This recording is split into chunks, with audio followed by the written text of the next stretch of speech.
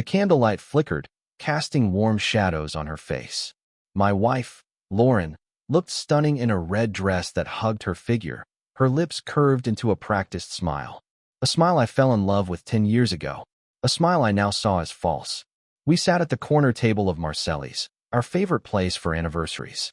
Conversation buzzed around us, wineglasses clinked, and distant laughter filled the air, creating a festive atmosphere. It was great. Just right. I swirled the wine in my glass, feeling the weight of a decade on my shoulders. Tonight felt strange, like a storm waiting to arrive. She set her fork down. I've been unfaithful for 2 years. The words didn't hurt. They stayed intact.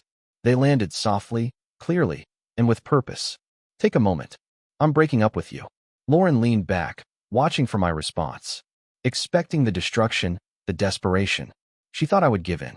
I just smiled. I lifted my glass and said to her clearly, "Cheers to your new life." Her confident facade wavered. "Hold on a moment. Only what's needed." Then, the restaurant door opened, and she saw who had entered.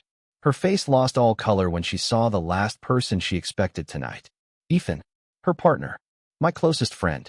Lauren's breath caught, her fingers gripping the stem of her wine glass. She looked at me, as if she just understood this wasn't a coincidence. "Not at all, Lauren. It's intentional." Ethan had company. His wife, Julia, stood beside him, her sharp green eyes scanning the restaurant, unaware of the truth that was about to shatter her world. I ensured that. Lauren opened her lips. A quiet request. "Don't," she said softly. I was finished giving her mercy. I turned to Ethan, raised my glass again. He frowned, confusion crossing his face until he looked at Lauren, and his face went pale. "Let's play." "Hi there," I called out, my voice easy and light. "That's unexpected." Ethan stopped, his wife next to him looking confused.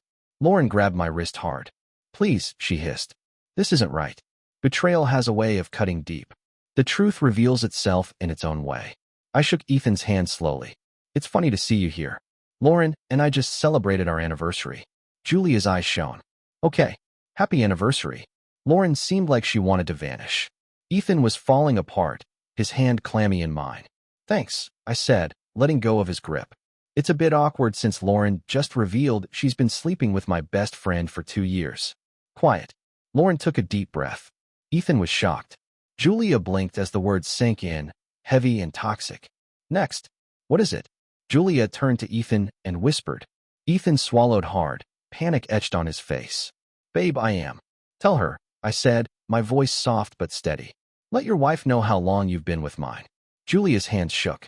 She looked back and forth between me, Lauren, and Ethan. She searched for an escape, a way to break free from this overwhelming reality. There wasn't one. Lauren's nails pressed into my wrist. "You don't have to do this," she whispered, her voice filled with urgency.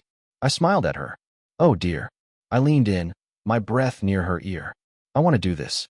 Julia's expression fell apart. "How much time?" she asked, her voice strained. 2 years. I replied before Ethan could make up a story. Lauren recoiled. Julia breathed unevenly. 2 years. Ethan took her arm. "It's not what you think." "Don't call me babe," she snapped, pulling away. Her eyes were filled with tears, but there was fire behind them. A storm was coming. Lauren moved away from the table. "I think we should go," she said, her voice trembling. I laughed. "No, no, no. Lauren, you can't run away." "Please," she whispered, her confidence gone. "Did you think twice before sneaking into hotel rooms with my best friend?" I asked, my voice sharp. She didn't respond. Julia laughed emptily. "I worried about our future." "Ethan, this is about you. Were you with her the whole time?" Ethan turned pale. "That was a mistake." 2 years is not a mistake," I interrupted. "It's a way of living." The restaurant was completely quiet. Conversation stopped, and everyone focused on our unfolding disaster. I took a small black box from my jacket pocket. Lauren's eyes grew wide. She believed it was a ring. No, it wasn't. I put it on the table and opened it to show a flash drive. "Everything is here," I said calmly. "Book a hotel. Messages. Images." Ethan muttered a curse. Julia grabbed the drive, her hands shaking. "Is this real?" She spoke softly. "Indeed." Lauren lunged for it, but I caught her wrist, holding it tight. "Don't," I said softly. She fought back tears. "You planned this," she said, her voice trembling. Absolutely, I did say that. Ethan looked at Julia. We can sort this out. No. Julia's voice cut through the air. Clear. Clear cut. She held the flash drive tightly, her knuckles pale. It's over. Lauren looked at me, her desperation clear. What about you? I breathed out, standing straight. Oh dear. I leaned in and spoke softly, with finality. You abandoned me when you let another man touch you. I raised my glass, enjoying the feeling of victory and the flavor of justice. I toasted to freedom, whispering to the remnants of our past. Lauren's lips shook. Ethan's shoulders drooped. Julia turned and walked out the door, leaving Ethan behind without a second look. I followed. As I stepped into the cool night air, a truth washed over me like a long overdue sunrise. I was not broken. I was free at last.